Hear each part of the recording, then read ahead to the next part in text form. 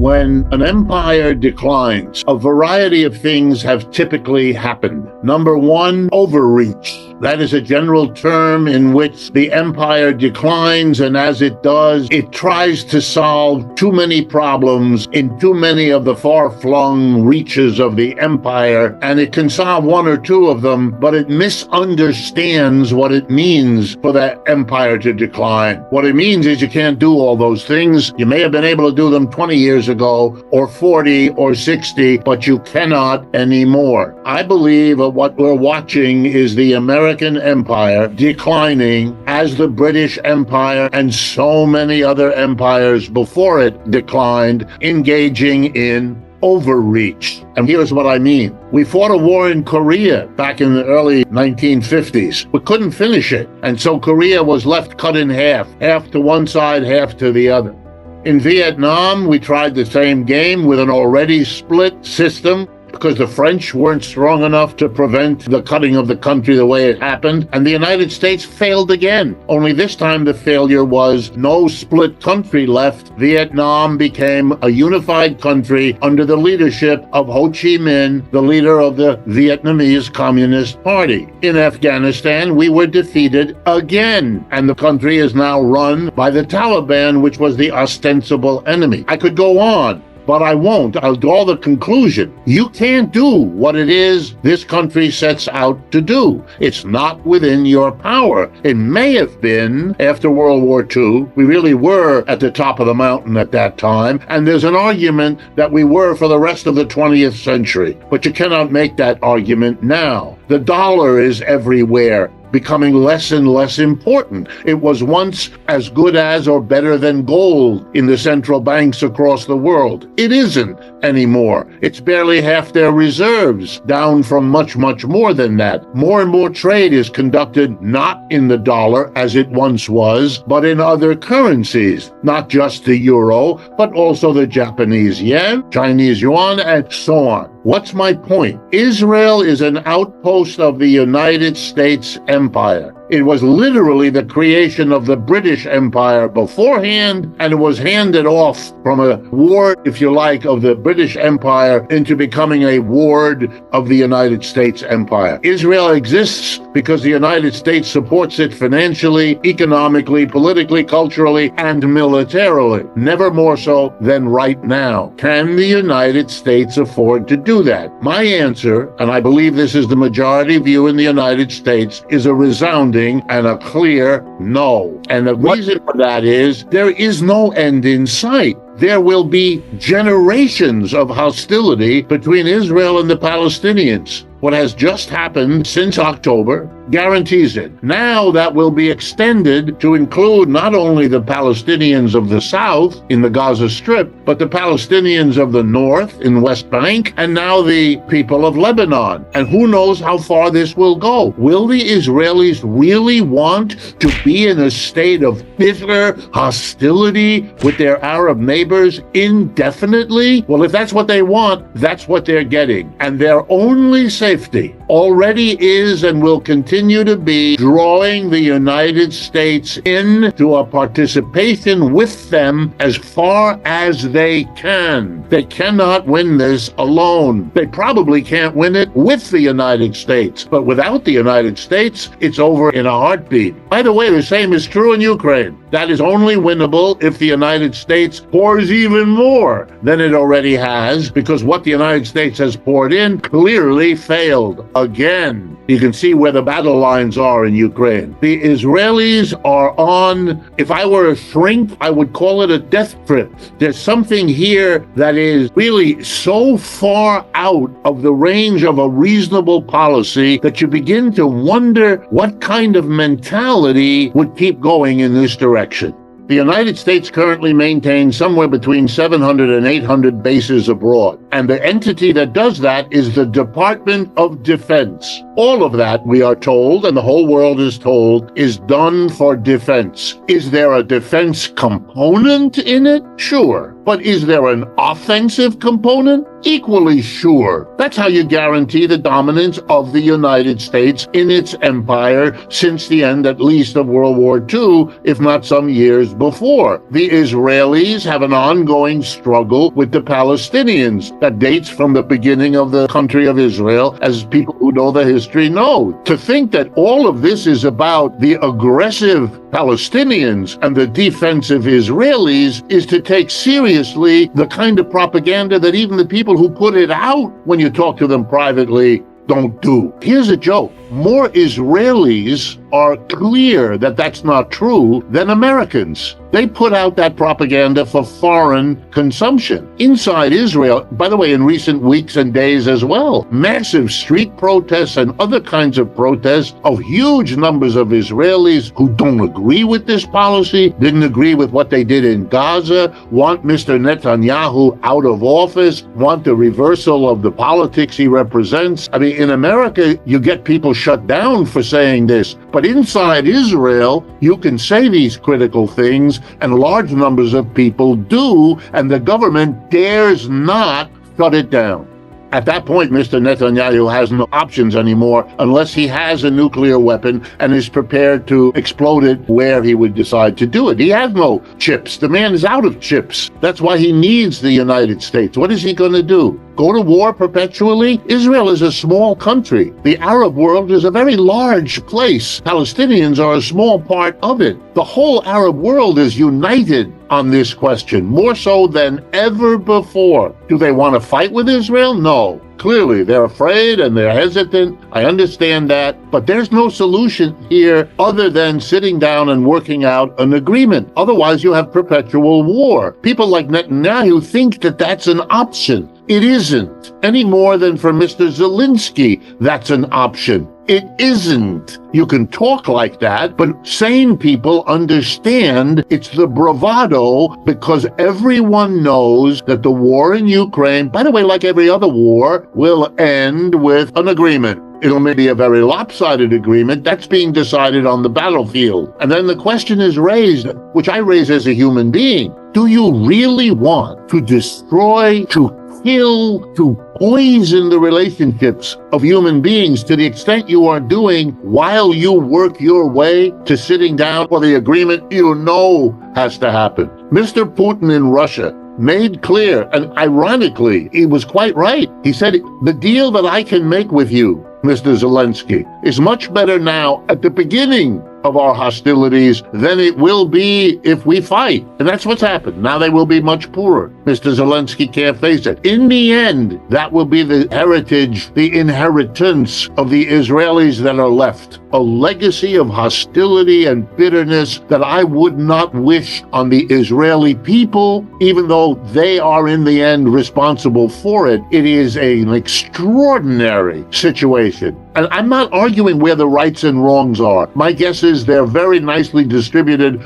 on both sides. That's not the question. Hamas did a terrible thing last October. Israel has done a terrible thing. But the question of who escalates, I'm afraid that's all on the Israeli side. They made the decision to respond first the way they did in Gaza, then in the north, and now in Lebanon. And I fear for where that's taking them as well as everybody else. The course of action is the one they should have followed 2 years ago, 6 years ago, 10 years ago. I understand the impatience you have and others. Okay, we can't go back and rewrite history or replay the game. I get it. But you're going to have to stop somewhere. How many losses in a row are you going to take? The Russians have shown the world something I didn't believe was true, that they have a very powerful military apparatus, not just the ground troops and all of that, but the ability to ramp up the production of missiles and planes and bombs and drones on a scale I did not understand. And I follow this stuff a lot. And it's true of the people who I rely on for information. We're all sitting here amazed. The message is a little too late to tell everybody, oh, you don't have to worry. The United States told Mr. Putin, you can't do it, you can't do it. He did it. The reality is out. You told the Israelis, look, you have to work something out. They gave us the finger, if you like, and we're stuck now with really unpleasant decisions of the sort you've perfectly nicely laid out. If the Israeli IDF invades Lebanon, there will be very quickly in the United Nations a virtually unanimous votes, excluding the United States, Israel, and maybe one or two little islands in the Pacific, who will vote in favor of the Israeli-American position, and the rest of the world will vote against it. How are you going to strengthen the argument in the world that what the United States is doing in arming Ukraine is because we are so dead against one country invading another, when we're providing the guns with which Israel and the IDF are literally about to do that? The cost to the United States is precisely to be stuck in the dilemma. The answer is not to choose which way to go. Let me give you a metaphor, if you don't mind. You're walking down the street. It's late at night. You're eager to get home. And out of the alley steps a menacing person who says to you, I have a gun here and I have a knife, and I'm going to give you free choice as to which way I'm going to kill you. Now, there's two kinds of reaction. One reaction is to sit there and puzzle over which way you should choose. The other one is to say, I don't accept the choice. I am going to look for another way out. The United States cannot continue to do what it is doing. If the Russians, given who they are and their size and their power, if they want to rework the boundaries of their situation in Europe, you got to sit down and try to work that out. And it's the same with Israelis and the Palestinians. I understand that the negotiation is difficult, but going into more war is not only not a solution, it's the one that's already failed, piling on more. You know, it's like that sorry political candidate who believes that every time a criticism is made, you double down and do more of it. The earlier incursions used the same argument that you're using now. They were defensive, and they would, quote, put an end to these hostilities, and it's the military brain thinking that when you win the war, you're done. All the smartest military brains, from Clausewitz on down, have understood war is just politics by another form. The whole point is that the previous invasions of Lebanon by Israel, like the previous hostilities between Israel and the Palestinians, were justified by many as solving their problem. It never did. If you think suddenly escalating the horror is somehow going to solve the problem that the earlier pre-escalation horrors didn't, then you live on a different planet from me. The Arab countries are becoming stronger and richer. That's part of the whole change in the world economy. It's reflected in their participation in the BRICS alliance. They are gaining in wealth, in capacity, in power. Israel is looking at a situation. What are they going to take on the whole world? I mean, this is a dead end. They ought to turn around before they get even more deeply embedded in this military solution. The Israeli economy, that's a phrase that has no content anymore. It's like the null set in mathematics. There's nothing in there anymore. They're going to be a basket case economically for years, even if they quote unquote win. They're losing this situation. Netanyahu and the extreme right-wing government they have is itself a sign of the failure of what earlier politics had achieved. And the solution wasn't more violence. That was crazy to think that. Military people perhaps can be excused for thinking like that, but not the rest of us. And I hope that the sanity comes back and they come to their senses and realize they have to cut deals, and that those deals will be painful.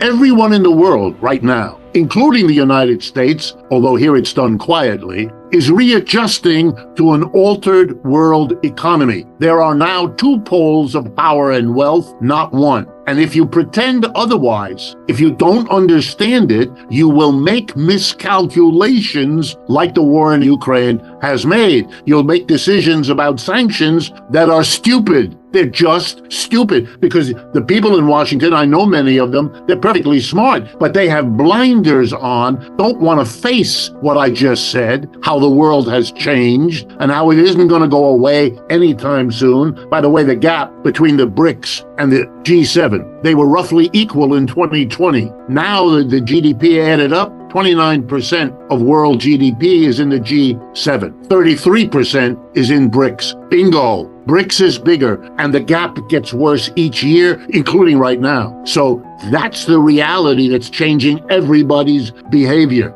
After World War II, the dollar became virtually universally recognized as the global currency, basically playing the role in the world that once was played by the British pound, say in the 19th century or early part of the 20th. Central banks in virtually every country held as reserves to support their own currency gold and the dollar, leading to the very famous phrase, the dollar is as good as gold. Yes, exactly. Saudi Arabia and the oil countries adopted the program of selling oil around the world to any buyer, but only for dollars, and then parking those dollars in New York City banks or in U.S. treasuries. It became the focus, and there are enormous benefits to that. The United States, for example, was able to pay for the goods and services produced around the world, the French wine, the Japanese computer, the fill in the blank, by sending them dollars. Unlike in other countries, those dollars didn't come back to buy goods and services here. They held on to the dollar because it was useful to them to do so, which means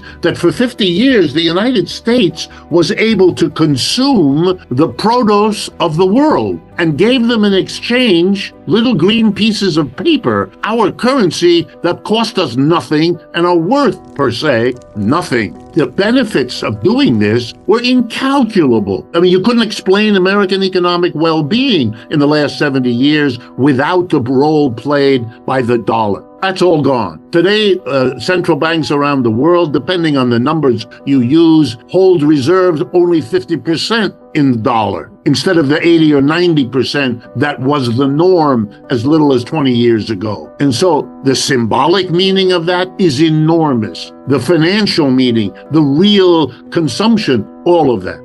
Inflation means that prices in general are going up. Not all of them the same rate. Some of them can go down, but the general direction of prices is up. That's all the word inflation means. Okay, step 2 in the logic. If rising prices are an inflation, the next question is, who determines the prices? Answer, employers determine prices. Everyone listening or watching this program knows that if you're an employee, you've never been called into a room to participate in setting prices. That's done by the boss. That's done by the corporate board of directors, the leading managers. It's a tiny group of people. In our country, the U.S. Census Department lists employers 3% of our population. The other 97% are not. Let's be honest. 3% set the prices, 97% pay them and don't set them. Okay, there's no democracy in an inflation. A tiny group of people never elected to the job, which doesn't exist. It's simply understood that if you're an employer, you set the price. You raise it, you lower it, you keep it the same, your business. Okay, so when inflation means employers made the decision. Why did they raise prices? Answer, the same reason they do everything else. To maximize their profits. That's what makes a business successful. So we can answer the question, an inflation happens if and when employers see profit in raising prices. So they do. Okay, that means that inflation is a profit-driven phenomena that hurts the rest of the people who have to pay more for what they used to get for less. And it's great for profits because that's why it's done. All right, the minute you understand that, then you understand that we live in a system whose economic arrangement is the opposite of democracy. We don't democratically decide what things are going to cost in the store. We never did. We have an autocracy. We have an authoritarian economic system that gives a tiny percentage of the people control over the prices we all pay. When they run an inflation, And when we have a mass of people complaining about it, and that's been the United States in the last 2 years, we turn to an institution set up for this called the Federal Reserve, our central bank. And if you look at the charter of the central bank, one of its jobs is to maintain price stability. So right off the bat, when we have an inflation, we know that the Federal Reserve has failed to do one of the two things it was asked to do. So what does the Federal Reserve do? In the case of the United States in the last 2 years, it raises interest rates. Now, for the mass of people, this makes a bad situation worse. In addition to rising prices of my breakfast cereal and my haircut and my computer program, I now have to pay more on my credit card because the interest rate on my balance has just gone up. So this is a solution that makes the problem worse. So I'm here to tell you that it's not the only solution, that the Federal Reserve, in acting in that way, shortcut what should have been the debate.